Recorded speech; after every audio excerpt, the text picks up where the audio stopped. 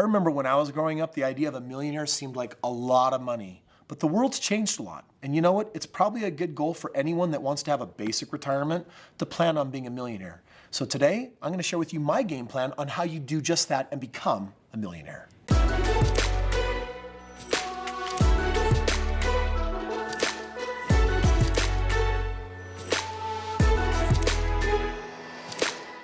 I wanna be a millionaire so flippin' bad. Buy up all the things I never had. I actually can't sing very well, but this cool microphone makes my voice sound way cooler than my normal real voice. So yeah, we're talking about how to be a millionaire in this video today. Becoming a millionaire is what translated into a residual income that freed me up at the age of 26 when I retired for the first time. Now I gotta say retired for the first time because I figured out that retirement is bunk, man. I love life, I love living life, and all retirement really ended up adding up to is doing what I wanted instead of doing what somebody else wanted. If I wanted to become a millionaire, what would I do? And I'm just gonna time machine and say, okay, I'm poor again, I've got debt, I'm starting all the way over. How would I become a millionaire? And that's what I wanna share with you. The first step in becoming a millionaire is you've gotta make one of the most important financial decisions of your life. You need to decide what percentage of income you're gonna pay yourself for your investments. And ultimately, we're gonna invest into two major things. The first one is we're gonna invest in savings, because savings is all about peace of mind. The second thing though is we've got to diversify and we've got to put our money into actual investments that give us the ability to compound our assets. This is a really big decision. This is one of the most important decisions. You need to understand this. This is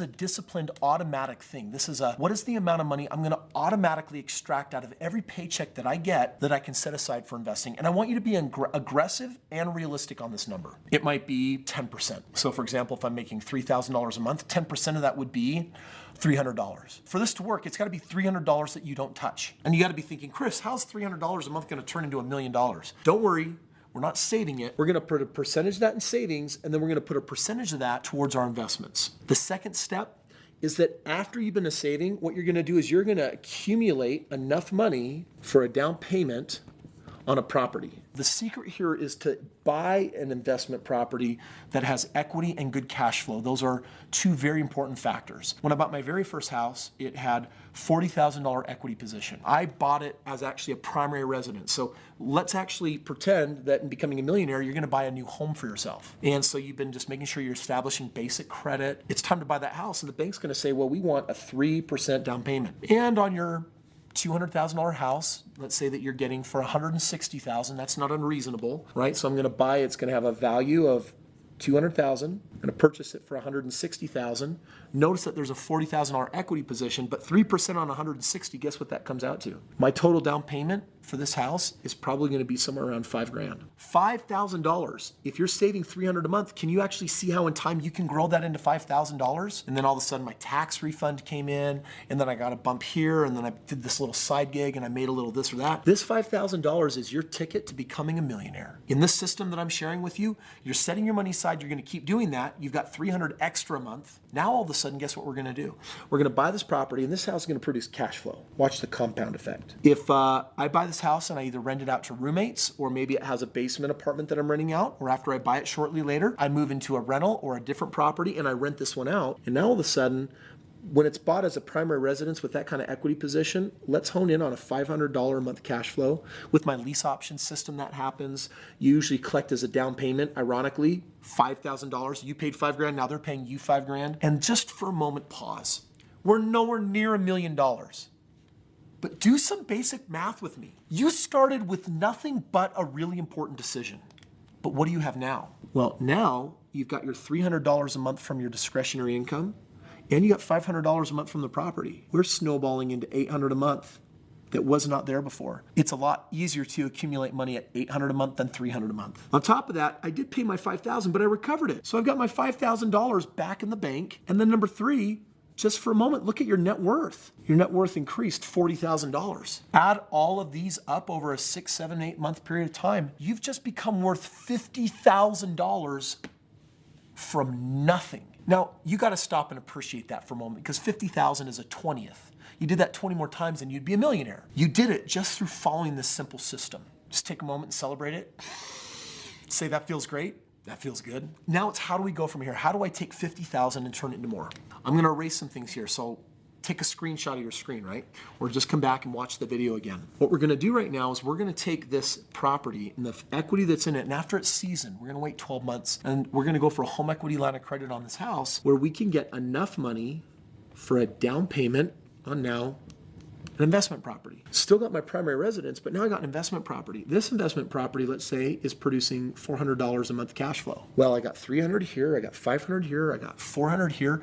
Let's add all that up. Where are we really running into now? You are now pocketing $1,200 a month of residual income. This is huge. Not a millionaire yet, but you bought another property with some equity. You're now probably worth around $100,000.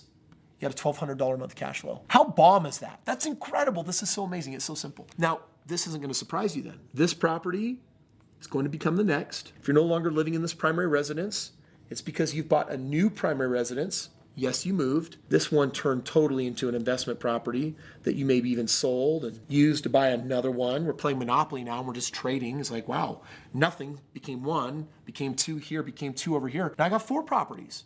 Now I got a net worth of $250,000 and my residual income is up to $2,000 or $2,500 a month. Friends, we're just doing more of this exact same system, and over a 10-year period of time, we're gonna reach a new phase in the business. All because we're still keeping this first rule. Just remember, this has changed. It used to be $300 a month. Guess what?